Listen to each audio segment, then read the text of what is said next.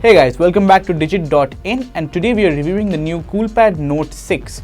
Now Coolpad is hardly the name that comes to mind when you think about budget and mid-range smartphones. The likes of Xiaomi, Honor, Moto, they have all captured people's mind when they think about smartphones at that segment. But after a reorganization in its business and injection of fresh funds, Coolpad is back in business. Its new device, the Note 6, encompasses the latest and the best that the company has to offer. Only Coolpad's latest and the best doesn't quite match up to its rivals. This phone is for the offline market only and priced at Rs 9,999, so it won't be taking up the stalwarts like the Redmi Note 5 Pro and the new Realme One, which are only online brands, like online only brands. So it will have some sort of job cut easy for it. But does it have enough to be a compelling buy among other rivals? We find out. The Coolpad Note 6 looks different, but that doesn't mean it's better.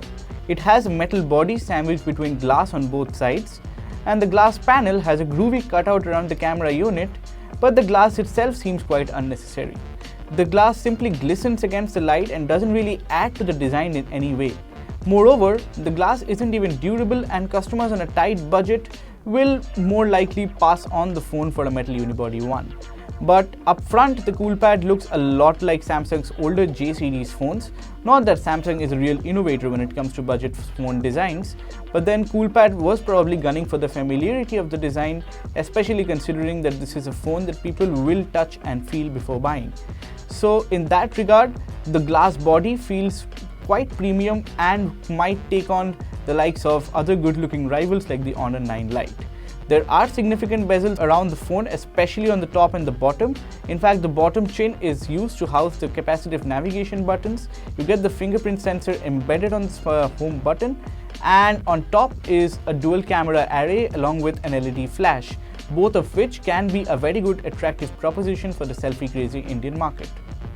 Now coming to the display, the Coolpad Note 6 is pretty much living in the past. You don't get the newer 18:9 display.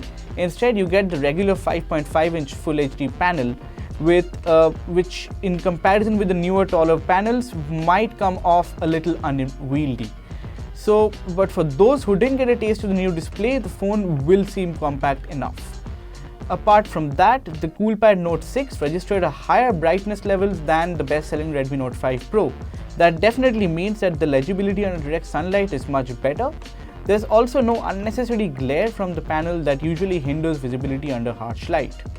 The Coolpad Note 6 offers different options in the display category like adaptive brightness, ambient light, ambient display, and a couple more screen modes that you can cycle through to change the color profiles. Apart from that, the display seems to be one of the few things that are genuinely good about the device. Even though it doesn't have a newer aspect ratio, the 5.5-inch panel makes up for it in terms of high brightness and clarity of content. Now coming to the performance, the reason why I keep saying that the Coolpad Note 6 is lagging behind the competition is partly because of its performance. The Note 6 is still stuck at a time when a compromise in performance is something expected in a budget smartphone. You get a Snapdragon 435 chipset in the time when most other smartphones at that price comes with either a Helio P60 or even the Snapdragon 625. Now, the Snapdragon 435 chipset is 2 years old and has been powering entry-level devices for quite some time now. The performance, even though quite stable, isn't going to help run multiple apps and your games. The Note 6 quite evidently lagged behind its primary competition in terms of synthetic benchmarks, but it can take on the likes of the Smartron T-Phone P, the Tenor G, or the Cult Gladiator quite well. In terms of real-world usage, the Note 6 is visibly slower than other phones at that price. Browsing Facebook, Twitter, and the likes are just about stable, although filling up the storage might change the experience of browsing further worse. The camera too took some time to launch, and you might lose out on those precious moments that require the camera within seconds. Apart from that, when it comes to the camera, the Coolpad Note 6 features a 13-megapixel single shooter at the back with f2.2 apertures. The photos come out quite warm with good details and enough dynamic contrast as you would expect at that price.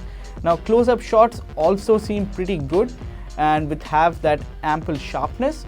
but it doesn't have a good depth of field like other dual camera phones offer. Now, it is one of the better cameras we have seen on a CoolPad phone in a long time, but it still won't beat a Xiaomi device by a long mile. There's no portrait mode, which is one of the most in-demand features in smartphones these days. Now, what it does offer is a dual front camera, and that too with a different approach. One is a regular selfie shooter, another is a wide angle selfie shooter. You essentially get an 8 megapixel plus 5 megapixel combination. What is different is the way CoolPad approaches the dual cameras up front. Now, it offers one regular selfie shooter and another wide angle selfie shooter with an 8 plus 5 megapixel combination. Now, the selfies come out pretty well detailed, but there's always room for improvement. You get this ample highlight clipping at the back, while details sometimes get smudged because your hand is not too stable. Apart from that, the CoolPad Note 6 runs on a 4076 mAh battery that offers a full day of use. The UI this time is quite lightweight and doesn't take up a lot of resources. I use the phone to browse the web, check social media, click photos, watch videos and play games. Pretty much the average use case among Indians. And all that, by the end of the day, I still had around 20% charge left. Unfortunately, the phone doesn't support fast charging, so it takes over an hour and a half to charge the phone.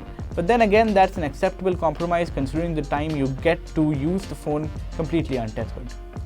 So the CoolPad Note 6 comes at a time when the rest of the smartphone world have moved on to better and newer features. The CoolPad Note 6 is simply living in the past and sort of lagging behind its rivals. But then again, its rivals are not the Xiaomis and Honors of the world. The phone is meant for the tier 2 and tier 3 cities where the offline retail space is still the major inlet to the smartphone world. Now, in that space, the CoolPad, Tenor, Smartron are all popular brands, and the CoolPad Note 6 with its all-new glass design, a bright display nevertheless, even though it's not an 18:9, a 2-year-old processor, and a decent camera makes for a compelling buy, provided you're strictly against like online brands. But in case you find the Redmi 5 or the new Redmi Y2 available offline, you don't have to look further beyond that. Thank you so much for watching this video, guys. For more videos like this, please subscribe to Digit.in.